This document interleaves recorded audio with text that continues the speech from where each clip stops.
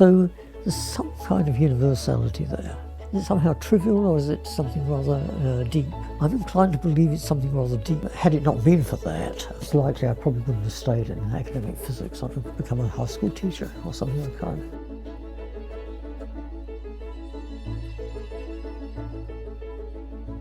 Currently, I'm trying to think about a number of problems.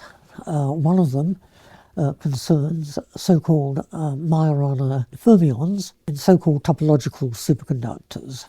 Topological superconductors are believed to occur in some cases, for example in strontium luthenate. If these Majorana fermions occur and have the properties that people think they do, then they would be very useful, particularly in topologically protected quantum computing. However, I believe that the theoretical arguments which have been used in favour of these quasiparticles, these Majorana fermions, are faulty, and that these quasiparticles either don't exist at all, or if they do exist, they do not have the properties which people usually ascribe to them. So I've been trying to find a way of settling that question one way or the other, and I did publish a paper on this about a couple of years ago. So what are you think the major problems that remains unsolved in physics, like in general? I mean, maybe it's like too big of a question. Okay. One problem which I think myself is very important, though it's not a particularly fashionable problem, is glasses. Glasses. I don't mean anything fancy like spin glasses. I just mean ordinary structural glasses, like, say, the stuff in the window over here. It's remarkable that the general pattern of behaviour of glasses, for example, their thermal or transport behaviour, is very generic. It's much more generic than in the case of crystalline solids. And yet we don't really understand why that is. One thing that's particularly puzzling is that in the low temperature regime, which means, crudely speaking, below about 1 degree absolute, the properties of glasses seem not just qualitatively but also quantitatively universal. For example, if I look at the transverse ultrasonic attenuation and express it in terms of a Q factor, then that Q factor is essentially the same for a wide range, about 30 different glasses. If this particular number, this Q factor, were of order 1, that would not be particularly surprising. But in fact, it's very different from 1. In fact, its inverse, which is a more useful quantity to discuss, is something like 3 times 10 to the minus 4. And it's that number, or close to that number, as I say, for something like 30 different glasses, different chemical compositions, different microstructure, different in almost every possible way. The only thing they have in common is that they are, well, first of all, insulating, and secondly, not crystalline. Given that, then I would take a bet that if you gave me a material in this class, which I'd not previously seen, I would predict its ultrasonic attenuation with pretty good confidence. So there's some kind of universality there. And the question is it trivial?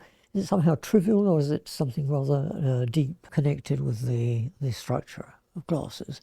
I'm inclined to believe it's something rather deep, and this is one of the problems I believe is most important in the condensed matter. A second kind of problem, which I believe is very important, is have we at least qualitatively correctly classified the various different behaviours that a condensed matter system can have?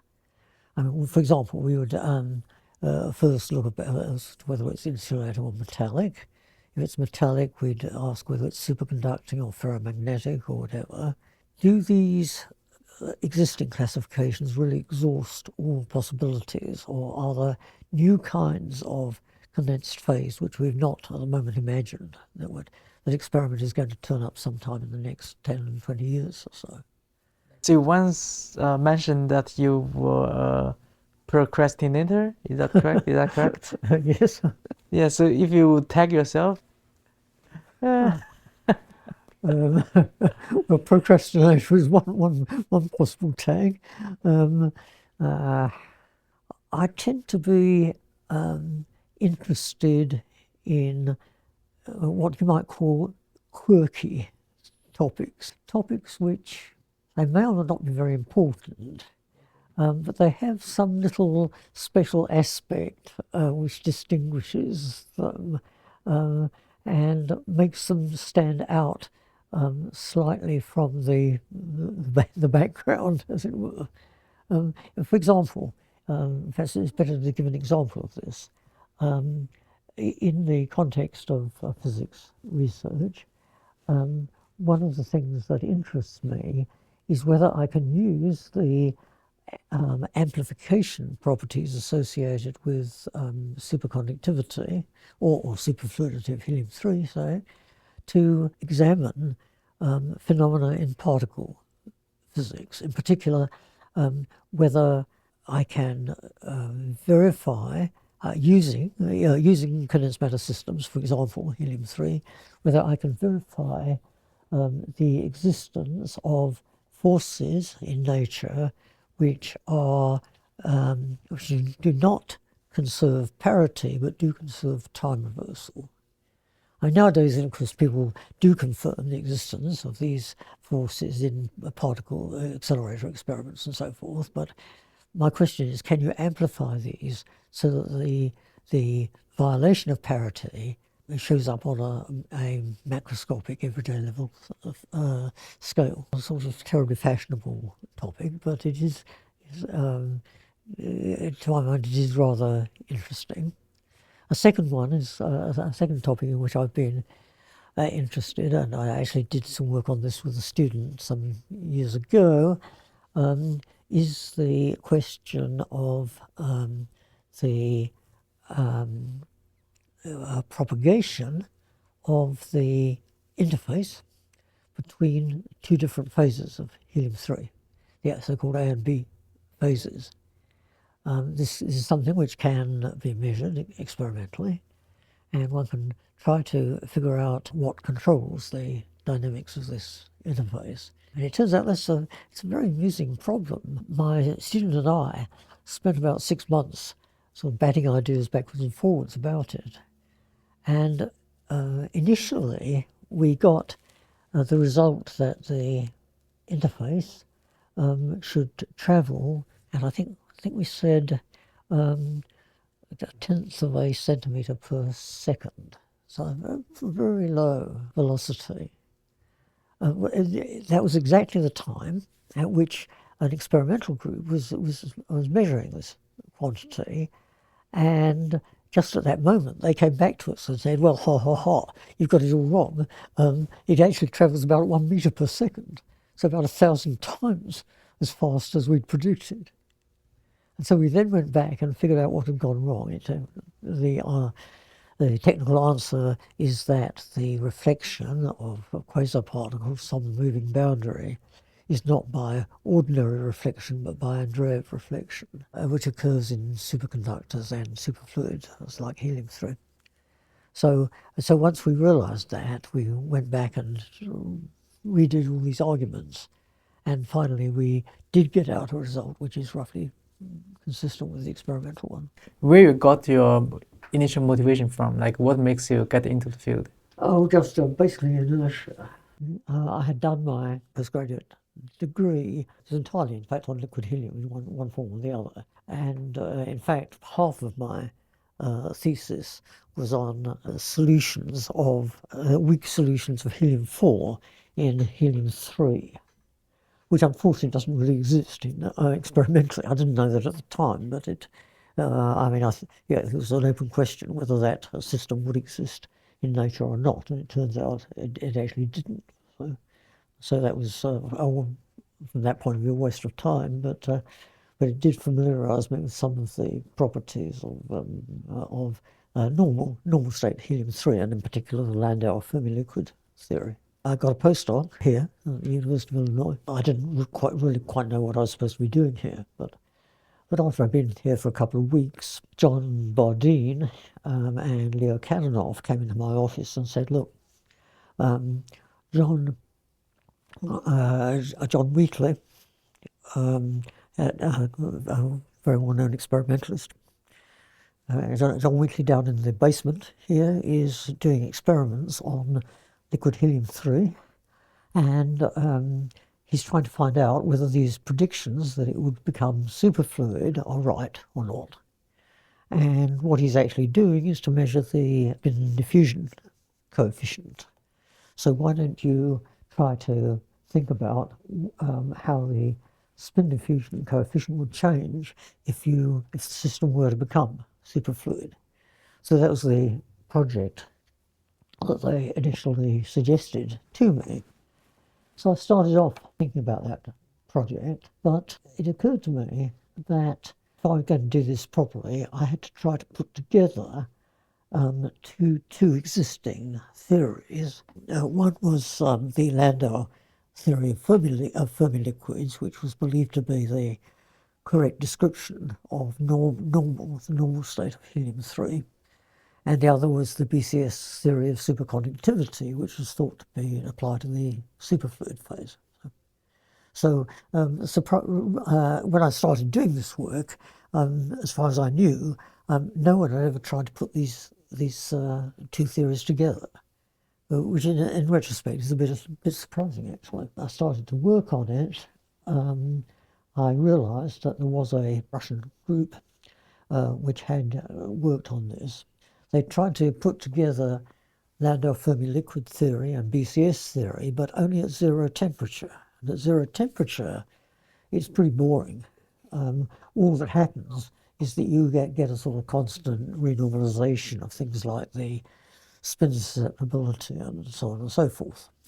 That seemed rather dull, but I thought, well, look, John Wheatley is going to be doing these experiments at a non-zero temperature, and therefore I should try to generalize this work to non-zero temperature. And when I started doing this, I thought that the results were probably going to be pretty boring, but I needed to do them anyway. So I got into it. I realized that it was actually not at all boring. It turned out there's some really rather non-trivial results which came about at non-zero temperature by putting these two theories together. So zero temperature was actually a rather boring special case, but non-zero temperature was interesting. And so I got out this prediction that things like the spin susceptibility and the so-called normal density would have a rather interesting temperature dependence, which, as I say, came from putting these two theories together.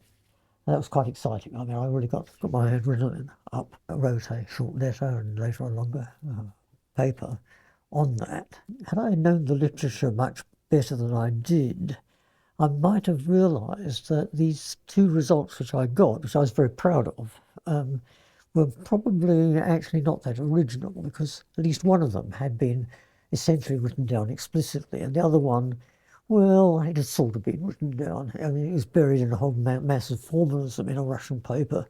But I think if I'd known that, it would have been very big damping on my enthusiasm.